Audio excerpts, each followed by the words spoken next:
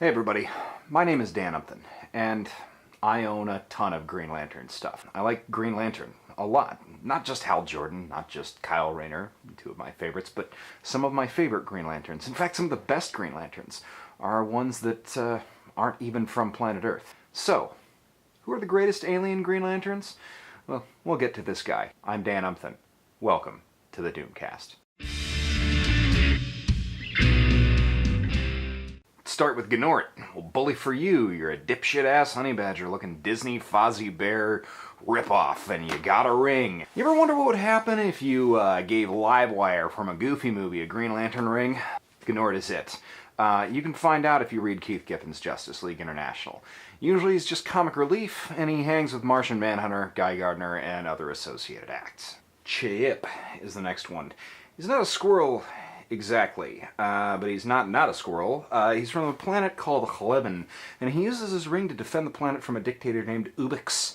But after he dies in 0 Hour, he's replaced with another dude named Bdig. This dude's great. Rutlap fan.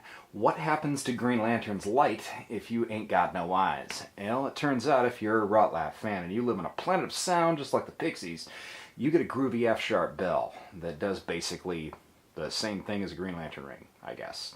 Even his oath makes reference to the bell, and like all famous blind musicians, even though he's a Green Lantern, he plays the blues. Just kidding. I have no idea what kind of music he plays. Hanu rocks, mostly because he's made of them. The people of his planet Omicron 6, which sounds very Futurama, have forsworn the use of weapons, so his ring is mainly used for flight and shielding. Otherwise, he just uses pure brute force from being a dude made of rocks and punches the shit out of everything. Then there's Gallius Zed. Having a big head isn't necessarily a problem if you're overcoming great fear, especially if head is pretty much all you are.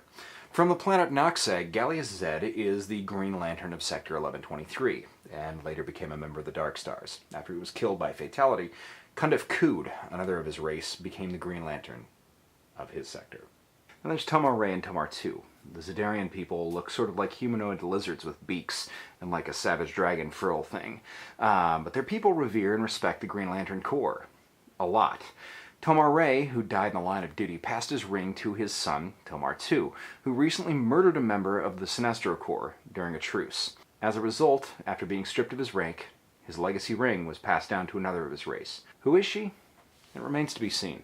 But every Zedarian who's ever carried the ring has always been a stalwart of the Green Light of Will. So, flying away from Sector 2813, we're moving into Sector 2815, Arisha Robb. From Graxos 4, she's also a Legacy Lantern. Her race is elevated appearance, with pointy ears, generally cute, and she's ended up in a relationship with the humans like Hal Jordan and Guy Gardner. Romance aside, her appearance is deceiving. In terms of construct building, she's one of the most powerful and experienced of the Green Lantern Corps. We've got an awful lot of places to put a ring with 6 arms. Salak handles the IT and the logistics of the Green Lantern Corps, and he's also easily one of the most capable Green Lanterns on Oa, and now Mogo, which is their new base of operations. Oh yeah, Mogo's a sentient planet. We'll get to him. Although he doesn't get out much, he's a vital part of the Corps. Alright, poozers. From Bullavax Vic, a planet where nobody owns property and the people serve a collective good, Kilowog was a cop. When he was inducted into the Green Lantern Corps, he eventually became the drill sergeant and trainer of the new inductee. If you're slacking in his presence, you better pick it up. If you're expecting fancy constructs, forget it. Kilowog is a massive, hulking powerhouse, and he uses his ring to augment his already considerable strength. Kilowog's the very best, and he's probably my favorite. Okay, then there's Mogo. What's Mogo? Mogo's a sentient planet that has a Green Lantern ring. That's right, it's a planet that can think, that can overcome great fear, and it has a Green Lantern ring. It's now the mobile base of operations for the Green Lantern Corps after Oa was destroyed. It's so incredibly powerful, Mogo was usually called upon in the most dire of circumstances because he moved slowly. But now, he's a home to a Corps that's wandering throughout space. Sodom-Yat is a Daxamite, a race of ancient cousins to the Kryptonians. Although their race is immune to kryptonite, if you've been watching Supergirl, you know that they're fatally allergic to lead and bullets.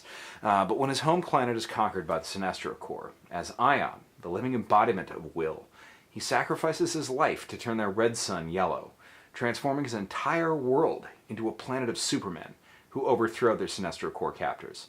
It's one of the coolest Green Lantern stories that I have ever read. From the planet Korrigar, Sinestro started as the greatest Green Lantern of Sector 2813. He was a friend to Hal Jordan's predecessor, Abin Sur, but when he felt that the Guardians had failed to keep order in the galaxy, he turned his indomitable will from conquering fear to instilling it. Sinestro went from the greatest Green Lantern to their very greatest enemy. Thought killed by Hal Jordan recently, turns out that he's reconstructed himself somewhere on Quard and is back. Of course, he's back. Sadly, the same went for his daughter, Saranac Natu.